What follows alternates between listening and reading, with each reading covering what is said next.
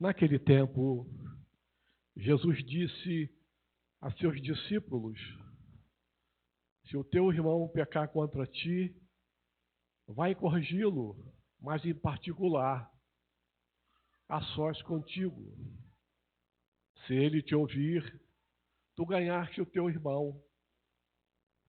Se ele não te ouvir, toma contigo mais uma ou duas pessoas, para que toda a questão seja decidida sob a palavra de duas ou três testemunhas. Se ele não vos der ouvido, dize-o à igreja. Se nem mesmo a igreja ele ouvir, se retratado como se fosse um pagão ou um pecador público. Em verdade vos digo, tudo o que ligardes na terra será ligado no céu, e tudo o que desligardes na terra será desligado no céu.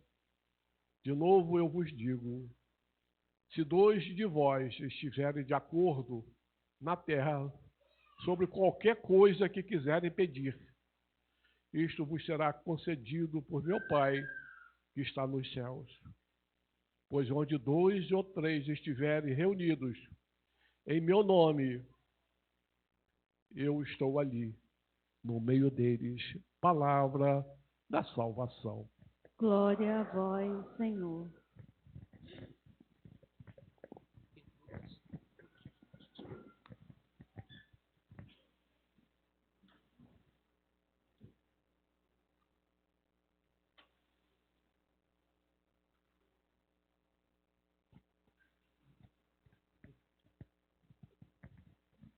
Querido diácono Lino, meu irmão, meus queridos irmãos e irmãs, recordemos um pouquinho a liturgia da palavra dos últimos 2 domingos. O capítulo 16 de São Mateus é muito importante, porque é o capítulo da decisão do discípulo. E a decisão tem dois estágios, né? Que nós vimos nos 2 últimos domingos. O primeiro estágio, de 2 domingos atrás, é nós entendermos que Jesus não é mais um profeta, mas ele é o Messias, o Filho de Deus, que devia vir ao mundo. Isso faz toda a diferença. Jesus não é mais um mensageiro, alguém que leva a mensagem. Ele é a mensagem. Jesus não terá mais ninguém que o complete. Ele já é a mensagem completa. Céus e terras passarão, mas as minhas palavras não passarão. Nesse tempo agora que tem gente querendo reescrever a Bíblia, é muito importante nós lembrarmos que a palavra do Senhor permanece para sempre, como diz o Salmo, não é? Esse é o primeiro estágio. E o segundo estágio da semana passada foi quando nós colocamos isso na prática. Se alguém quer ser meu discípulo, partilha da minha vida. Ou seja, renuncie a si mesmo, tome a sua cruz e me siga. E por isso o sinal do cristão é o sinal da Santa Cruz. Porque amar neste mundo é necessariamente se encontrar com a cruz. Como eu dizia na semana passada, a mesma pessoa vai ser a resposta de vocês. Quando vocês pensarem naquela pessoa que mais te ama neste mundo, você vai chegar à mesma conclusão. É aquela que seria capaz de dar a vida por mim. Por isso, cruz e amor andam juntos. É assim. E por que eu fiz essa recordação, essa recuperação? Para que nós entendamos a mensagem de hoje, que é um aspecto muito específico da cruz. Qual é, padre? É o aspecto o dever de dizer a verdade e de exortar o irmão na verdade. E não é fácil. Quem aqui nunca viveu o drama, né? De perguntar assim, será que eu devo dizer ou não devo dizer? Será que eu devo corrigir ou não devo corrigir? Será que eu falo ou não falo? Devo calar e rezar ou eu devo falar? Muitas vezes a gente se pega num dilema desses.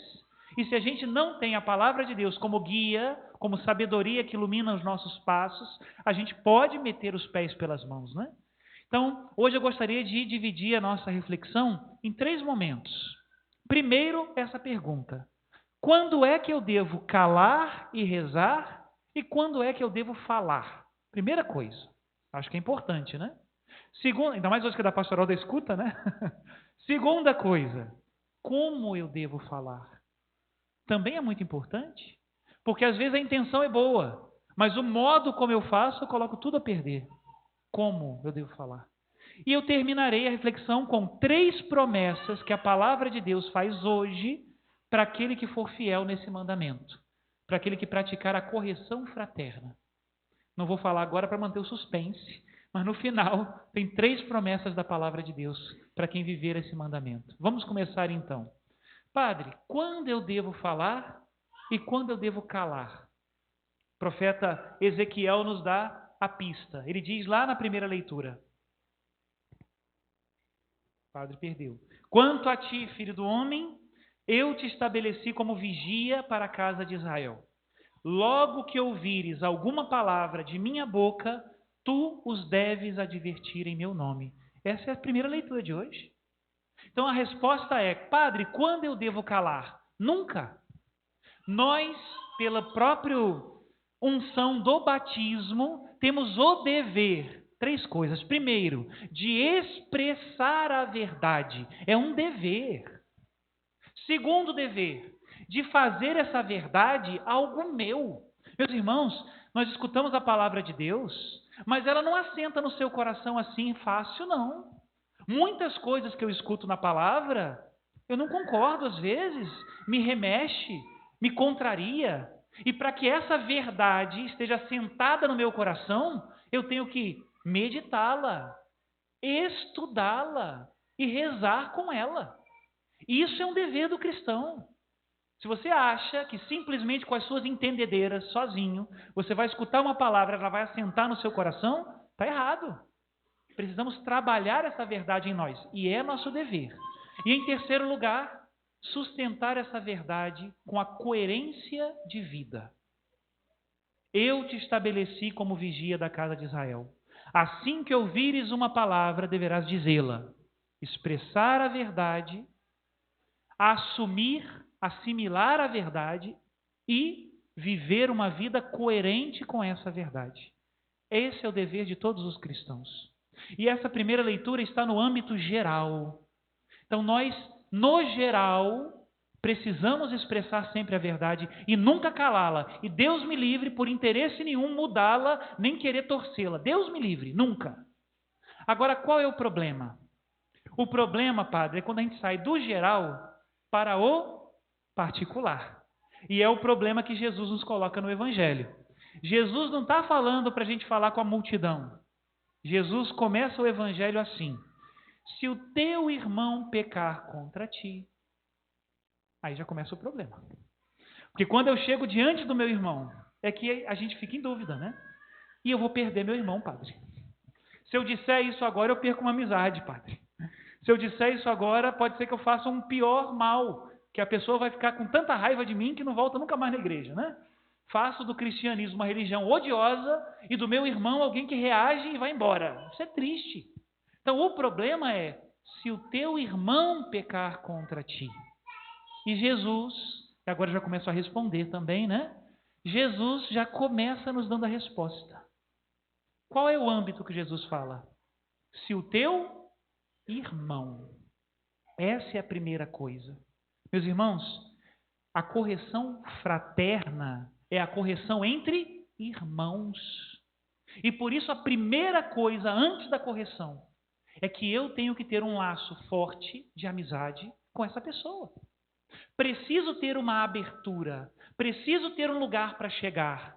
Já escutaram aquela parábola do remendo novo em roupa velha? Se você pega um remendo novo e coloca na roupa velha, o que vai acontecer? O pano novo repuxa o velho e você perde o remendo e a roupa. Mais ou menos assim. Assim também, quando eu me coloco como a palmatória do mundo. Começo a apontar, você está errado, aquele está errado, aquele ali está errado, aquela lá está errada, aquele ali faz errado, aquele lá fala errado, aquele ali... Meu Deus, né? Um cristão assim é uma metralhadora giratória de dedo indicativo. Horroroso. E a gente perde o irmão. A causa final, a finalidade é ganhar o irmão. Então, em primeiro lugar, laços fortes. E o que significa isso? Significa que, mesmo que eu discuta um pouco contigo, mesmo que eu não concorde com tudo que você diz, mesmo que nós tenhamos as nossas diferenças, os laços entre nós permanecem. Isso são laços fortes. Se for o tipo de relação em que, se a pessoa discordar, eu não quero nunca mais olhar na cara dela, melhor calar e rezar. E é isso que nós precisamos, né? Eu usei o exemplo na primeira homilia, vou usar de novo, está aqui o nosso seminarista, né? Uma vez eu escutei dos padres velhos, e agora que estou ficando velho, eu tenho que falar para os padres novos, né? Eles diziam assim: quando você chega numa comunidade, e aquela comunidade está ferida, está armada, está pronta para pegar o próximo padre que chegar, né? Porque está ferida. O que é que o padre tem que fazer? Entrar e derrubar o muro com o pé? Não. O padre tem que sentar e rezar. Eu tenho que chegar diante do meu irmão e esperar. É a hora do padre sentar para atender confissão. É a hora do padre visitar as casas. É a hora do padre conversar com as pessoas. Chegar no momento da dor, não é? Porque às vezes o muro está levantado. Para eu entrar, eu tenho que ter uma brecha. E é a brecha da caridade. É a oportunidade do Espírito Santo. Quando calar e quando falar? Fale quando você encontrar o caminho do amor. São Paulo, hoje, na segunda leitura, reforça isso. Ele começa dizendo: a ninguém fiqueis devendo coisa alguma, a não ser o amor. E ele continua: qualquer outro mandamento se resume neste: amarás o teu próximo como a ti mesmo. O amor não faz nenhum mal contra o próximo, portanto, o amor é o cumprimento perfeito da lei. Se você, na sua família, no seu trabalho, nas suas relações de amizade, tem algo a dizer ao teu irmão, preste atenção. Se há um caminho aberto, se há uma brecha no muro, se não houver, cala e reza. Espera.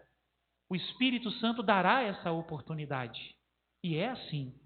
Porque senão, meus irmãos, aparentemente, nós somos como que se fôssemos inimigos uns dos outros, e eu tenho que vencer o meu irmão. Não é assim.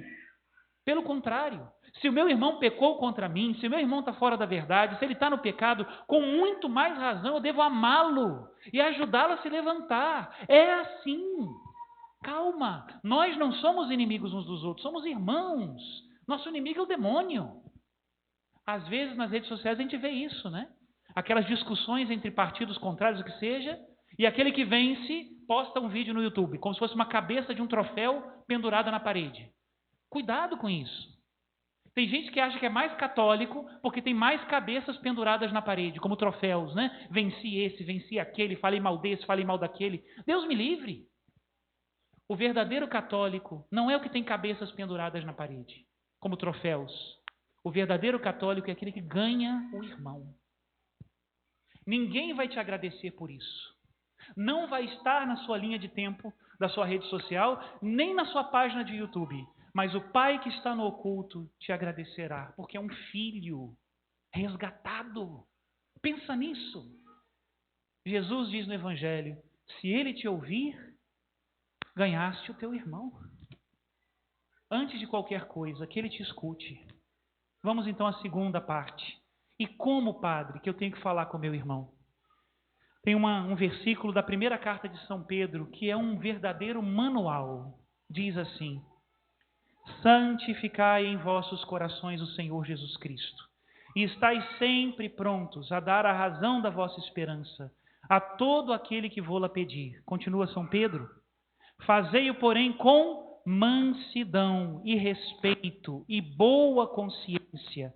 Então, se em alguma coisa fordes difamados, ficarão com vergonha aqueles que ultrajam o vosso bom procedimento em Cristo. É assim. Precisamos ir com muito respeito, com mansidão, boa consciência. Em 2005, Dom Alberto Taveira, que atualmente está em Belém do Pará, como arcebispo, pregou um retiro para nós seminaristas. E ele dizia isso. Ele dizia: vocês vão ser padres, aprendam. Quando você escutar uma pessoa, e vem a pastora da escuta, né? Quando vocês escutarem uma pessoa, escute como um filho que ouve um pai muito amado. Como é que um filho escuta um pai? Às vezes já idoso, né? Mas muito amado. Pois assim. Quando vocês forem falar alguma coisa, falem como um pai que ama muito seu filho. E entre esse pai e filho estará o Espírito Santo, que é o amor. A lógica da Trindade não é a lógica que faz inimigos, é a lógica que nos chama a ser irmãos. Como? Com amor. Um dia Deus também te perguntará, como perguntou para Caim. Caim tinha matado seu irmão Abel? E Deus perguntou para ele: onde está o teu irmão? Onde está o teu irmão? É dele que nós temos que nos preocupar, né? E eu termino a reflexão, como prometi, né? Com as 3 promessas que a palavra de Deus hoje faz àquele que viver retamente a correção fraterna. Primeira promessa, na primeira leitura: tu salvarás a tua vida. Segunda promessa no Evangelho: tu ganhaste o teu irmão. Terceira promessa: se 2 de vós estiverem de acordo, ou seja, em concórdia, né? Na terra, sobre qualquer coisa que quiserem pedir, isso lhe será concedido pelo Pai. Meu Deus, por que às vezes a gente acha que as nossas orações não são ouvidas?